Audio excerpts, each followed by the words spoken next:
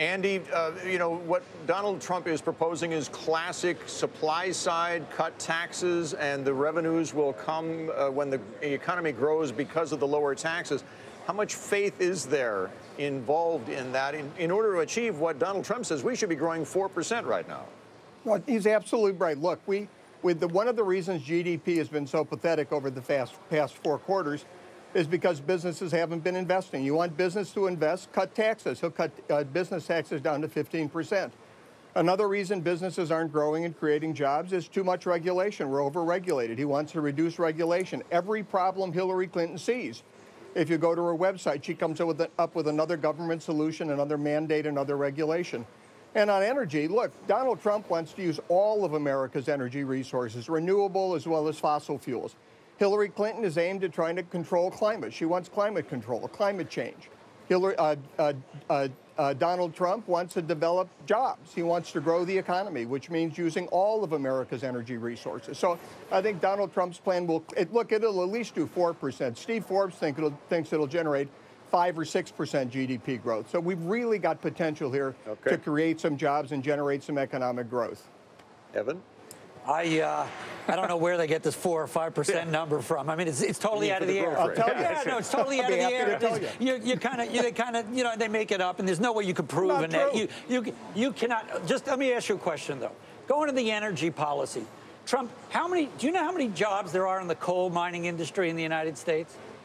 I don't, but that's not the only energy he's talking about. That's fine. I use that only example because there's been a huge boom in the natural gas and oil energy in the United States over the last few years. The only area that's really suffered has been coal. Coal has 50,000, maybe 60,000 jobs in the United States. Excuse me. So I don't really see how Donald Trump, when it comes to energy, is suddenly going to create all these great jobs with there being, frankly, well, he's talking about more than coal. Coal's a small part of it. You're absolutely right. So what are the other areas he's going to create them in? Look at all the billions of dollars we spend in the Middle East. We could be energy independent. Those dollars can stay here. Those jobs can stay here.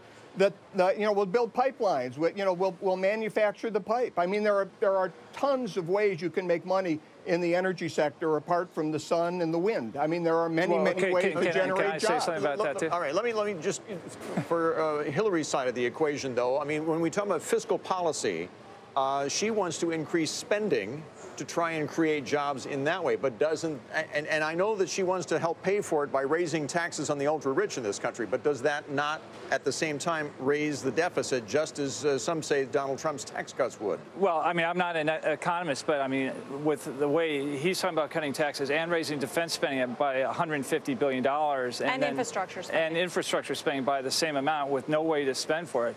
I can't imagine that her plan would increase the deficit, but can I go back? It's not true to say that Donald Trump is in favor of renewable energy. I mean, his level of ignorance in this area is so huge. He was quoted a few weeks ago saying that solar power is too expensive in the United States, that it costs 18 cents per kilowatt hour. Solar power in the United States costs 4 cents per kilowatt hour. So he's off by 80%. And so, you know, so that's one of the issues that you have is he doesn't know what he's talking about. Andy? Look, he wants to do all forms of energy. Solar energy is great. Wind, oil, natural gas, coal. We need to become an energy-independent country so we aren't sending billions of dollars over to the Middle East. We're keeping the jobs here. As far as infrastructure spending and military buildup, we need those. Those are good things. Those are positive things. And we're going to pay for it, 1, by his tax plan, and 2, by economic growth. If you have 3.5%, 4% economic growth, it pays for these plans. The problem is 1% doesn't pay for anything. It doesn't create jobs. It doesn't lift Americans out of poverty. It leaves us right where we are, which is in a terrible economic circumstance. Gentlemen, we have to go because it is later than it's ever been. Thank you both. David Crane, Andy Puzder, thanks for joining us. Thank you. Thank you.